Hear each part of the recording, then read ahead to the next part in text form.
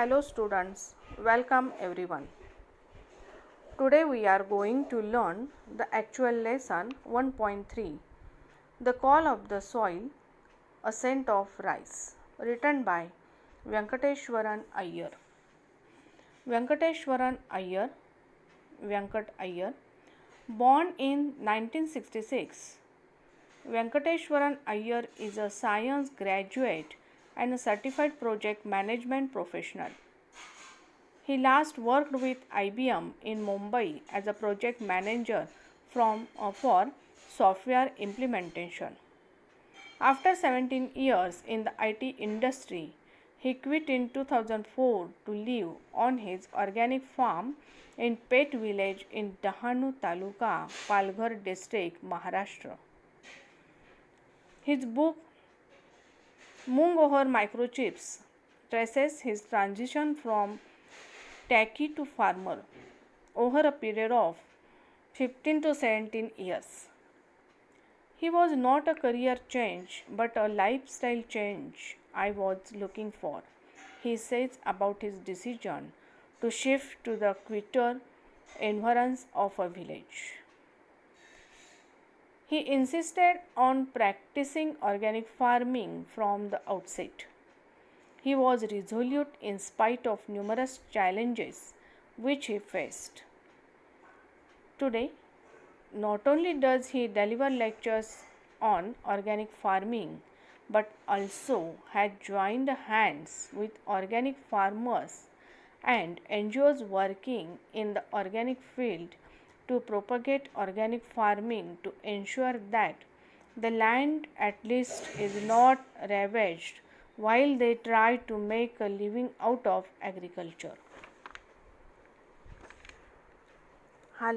या लेसनचे लेखक रायटर व्यंकटेश्वरम अय्यर हे सायन्स ग्रॅज्युएट आहेत आणि IT इंडस्ट्रीमध्ये त्यांनी 17 वर्षे नोकरी केल्यानंतर ती नोकरी त्यांनी क्विट केली म्हणजे सोडून दिली आणि ते सेंद्रिय शेती म्हणजे ऑर्गॅनिक फार्मिंगकडे वळाले. 2004 पासून ते डहाणू तालुक्यातील पेठ या खेड्यामध्ये सेंद्रिय शेतीचे प्रयोग करत आहेत. 2004 पासून लेखकाने केलेला हा व्यवसाय बदल नाही तर जीवन पद्धतीमध्ये केलेला बदल आहे. It was not a career change but a lifestyle change he was looking for, he says about his decision. माहिती तंत्रज्ञानाकडून शेतीकडे, फ्रॉम टॅकी टू फार्मर, असा हा लेखकाचा प्रवास आहे. लेखक सेंद्रिय शेती करण्यासाठी प्रोत्साहन देण्यासाठी लेखकाने केलेला हा प्रयत्न आहे. लेखक या पाठामध्ये सेंद्रिय पद्धतीने घेतलेल्या आपल्या पहिल्या मूग या पहिल्या पिकाविषयी यामध्ये माहिती देतो. तसेच तो देशी तांदळाचे कसबाई हे बियाणे अगदी प्रयत्नपूर्वक मिळवितो. ते बियाणे मिळविण्यासाठी लेखकाला जी धडपड करावी लागते याचे वर्णन या पाठामध्ये सविस्तरपणे केलेले आहे. ते आपण या लेसनमध्ये पाहणार आहोत. In this lecture, you learn the new words of the lesson and explanation in English and in Marathi. Students, now let's see the new words of the lesson. Lush, dense, म्हणजे अतिशय घनदाट. Gingerly means very cautiously and carefully, अतिशय काळजीपूर्वक. Foliage, the leaves of plants, झाडाची पाने, वनस्पतींची पाने. Fuzz, fine hair, अति मऊ लोकर. कापूस किंवा कंसावरची लव. Exhilarated, very happy, म्हणजे खूप आनंदी. Next, Number 6. Broker, mediator between a buyer and a seller.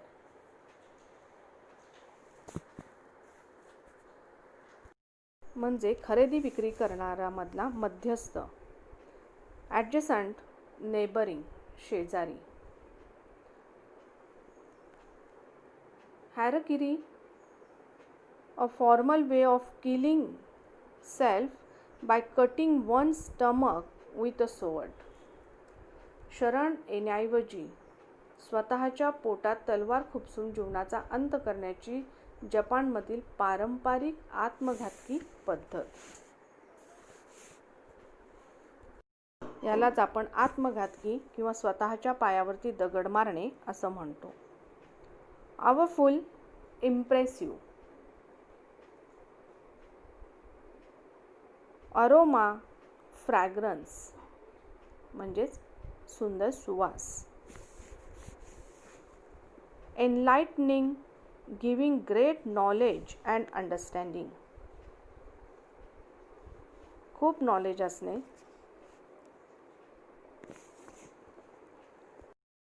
Rattle, talk rapidly at length. खूप फास्ट बोलणे. अलरिंग, अट्रॅक्टिंग, आकर्षित. इन्सिपिड, टेस्टलेस, ज्याला चव नाही असे. इनसॅटिएबल, इम्पॉसिबल टू सॅटिस्फाय, म्हणजे समाधान करण्यासाठी अशक्य.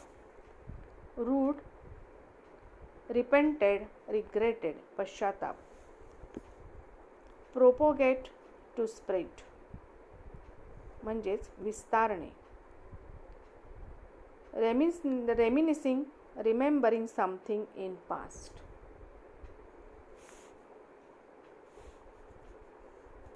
म्हणजेच जुन्या स्मृतींना उजाळा, जुन्या आठवणी काढणे. Hamlet, a group of houses, घरांचे ग्रुप्स. डायलेक्ट, लोकल लँग्वेज, बोलीभाषा. Next, crumbling, moving hurriedly, fast हालचाल करणे. Ramshackle, in a state of severe disrepair, म्हणजेच जीर्ण पडके. इल्युसिव्ह, डिफिकल्ट टू फाइंड, म्हणजेच हाती न लागणारा, दुर्मिळ असलेला, म्हणजे युक्तीने निसटून जाणारा. Mutter means utter. Students, now let's begin the lesson. Open your page number 26. The call of the soil, a scent of rice. A scent of rice, this is a subtitle. या लेखक या पाठामध्ये स्वतःचे सेंद्रिय शेतीचे अनुभव सांगत आहेत. In this lesson, the writer narrates experiences his organic farming. See the first paragraph. The first crop. It was April 2004. I stood in the middle of the lush green field of mung, green gram, and looked around me. It was just before sunrise, and the sky was turning a bright orange. The ground was damp, and the leaves were shining with dew. My bare feet were muddy as I walked around gingerly, inspecting the plants.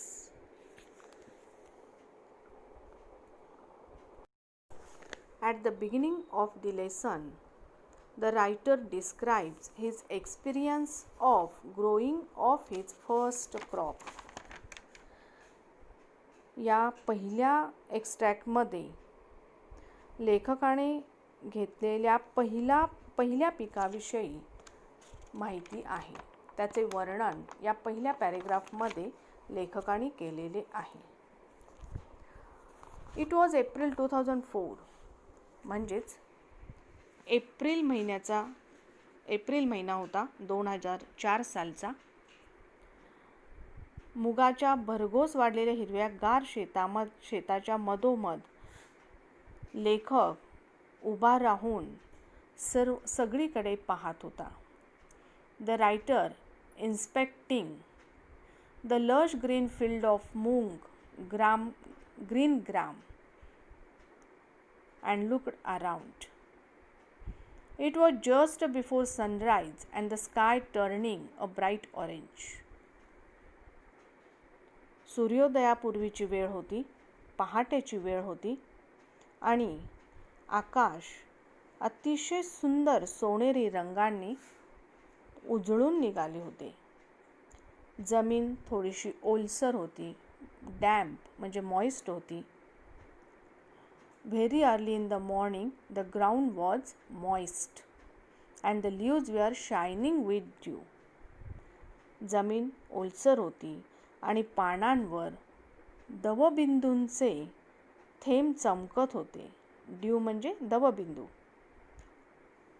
आणि writer त्याच्या अनवाणी पायाने पिकांची सगळीकडे इन्स्पेक्टिंग म्हणजे न्याहाळणी करत होता. सगळीकडे तो फिरत होता. Second paragraph.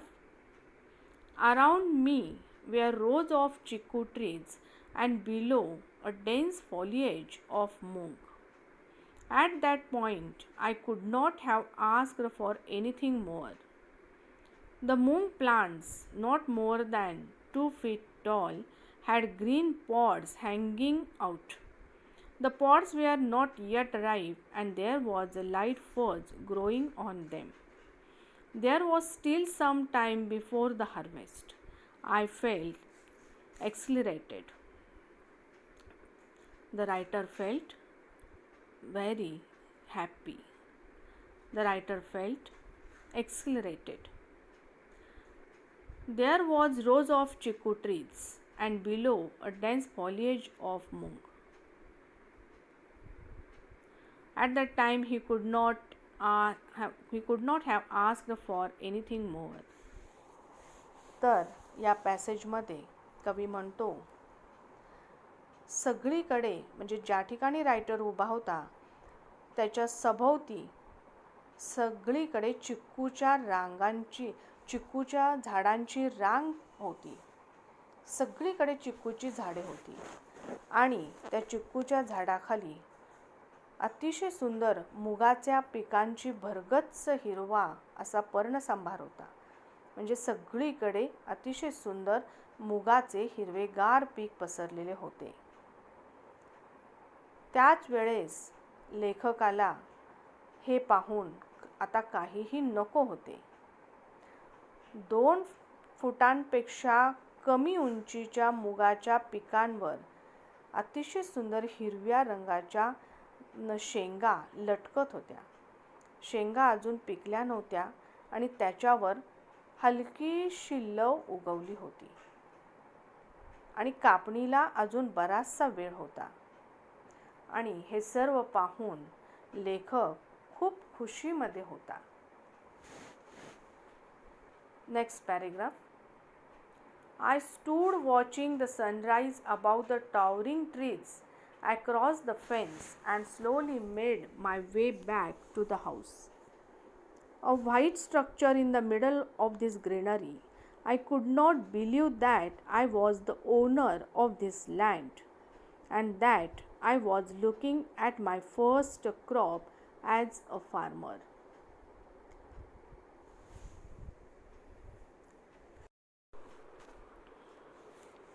आणि या ठिकाणी रायटर म्हणतो, कुंपणापलीकडे अतिशय सुंदर उंच उंच झाडी होती आणि त्या ठिकाणी सूर्य उगवताना पाहत मी उभा राहिलो आणि त्या हिरवाईच्या मध्ये असलेल्या पांढऱ्या सुंदर घराच्या दिशेने मी हळूहळू निघालो. ही जमीन माझ्या मालकीची आहे आणि शेतकरी या नात्याने मी माझ्या पहिल्या पिकाकडे पाहत होतो. यावर ही जमीन माझी आहे यावर माझा विश्वासच बसत नव्हता. I could not believe that I was the owner of this land. या जमिनीचा मी मालक आहे यावर माझा विश्वासच बसत नव्हता. And that I was looking at my first crop as a farmer.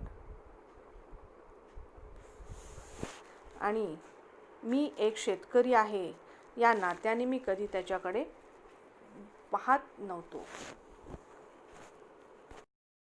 शेतकरी या नात्याने मी माझ्या पहिल्या पिकाकडे पाहतो आहे यावर माझा विश्वासच बसत नव्हता.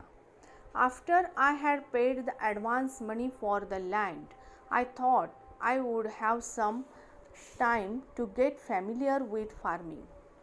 But Moru Dada, the broker who got us the land, had other ideas.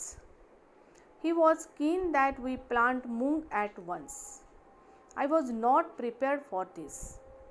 I was still reading books and trying to figure out what we could sow and how we should go about it. Moru Dada was quite firm.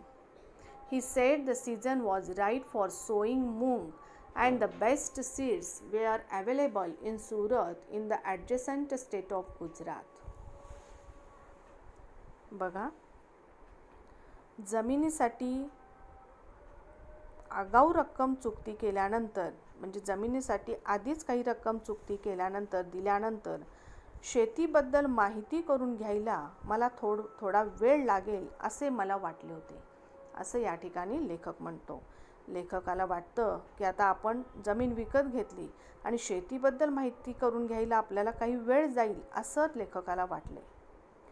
परंतु आम्हाला जमीन मिळवून देणारे म्हणजे जे मोरू दादा होते, ज्यांनी रायटरला जमीन मिळवून दिली होती, ज्यांनी मध्यस्थ केलेले होते मोरू दादा, यांच्या मनात मात्र काही वेगळ्या कल्पना होत्या, काही वेगळ्या आयडियाज होत्या. तर या ठिकाणी लेखक म्हणतो, मोरू दादांनी आम्हाला असे सुचविले की आपण लगेच मुगाचे पीक घ्यावे, अशी मोरू दादांची इच्छा होती. He was keen that we plant moong at once. I was not prepared for this. पण मी त्यासाठी तयार नव्हतो. मी अजूनही काही पुस्तके वाचून, म्हणजे लेखक म्हणतात की मला अजूनही काही पुस्तके वाचून कोणते पीक घ्यावे, त्याविषयी पुढे कसे काय करावे हे समजून घेण्याच्या मी मनस्थितीत होतो. मात्र मोरू दादा या मतावर ठाम होते की आपण मूग पीक घेतले पाहिजे. मूग पीक पेरण्यासाठी आता योग्य ऋतू आहे असं त्या मोरू दादांनी रायटरला सुचविले आणि शेजारच्या गुजरात राज्यातल्या सुरतमध्ये उत्तम प्रकारचे बियाणे उपलब्ध आहेत असे त्यांनी लेखकाला सांगितले. I made a quick trip to Surat and bought around 10 kilograms of moong. Moru Dada rented his tractor to plow the land and quickly planted moong all over the place.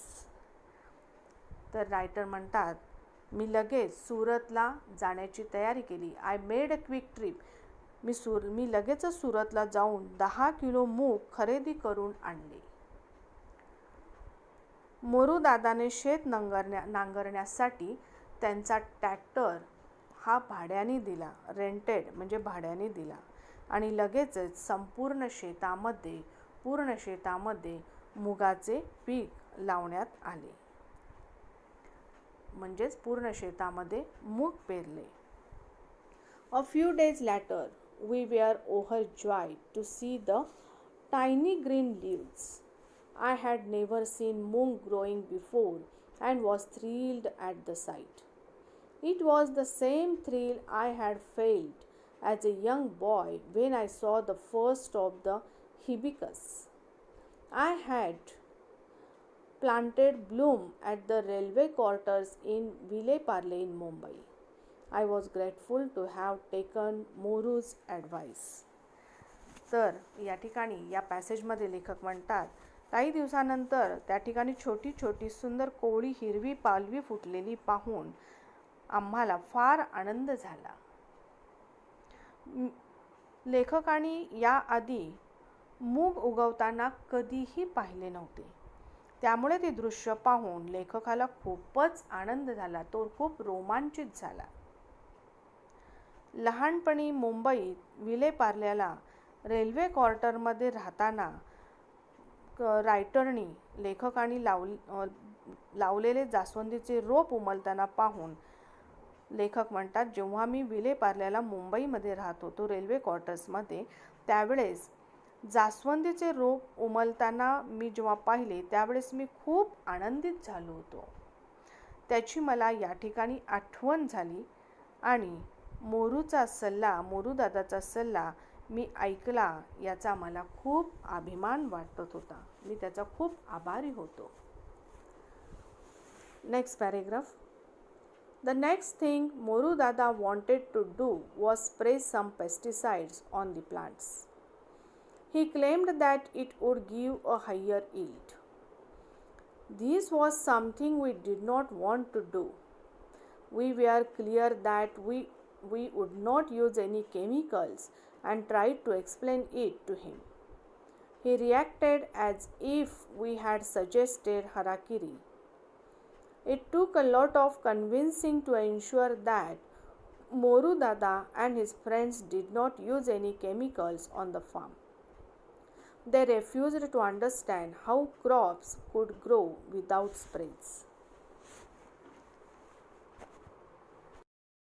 या पॅरेग्राफमध्ये लेखक म्हणतात की त्यानंतर मोरू दादाने आम्हाला सर्व पिकांवर जंतुनाशकांची फवारणी करावी असे सुचविले. जंतुनाशकाच्या फवारणीमुळे अधिक प्रमाणात आपल्याला पीक येईल, जास्त प्रमाणात आपल्याला मूग मिळतील असं त्यांचं ठाम मत होतं.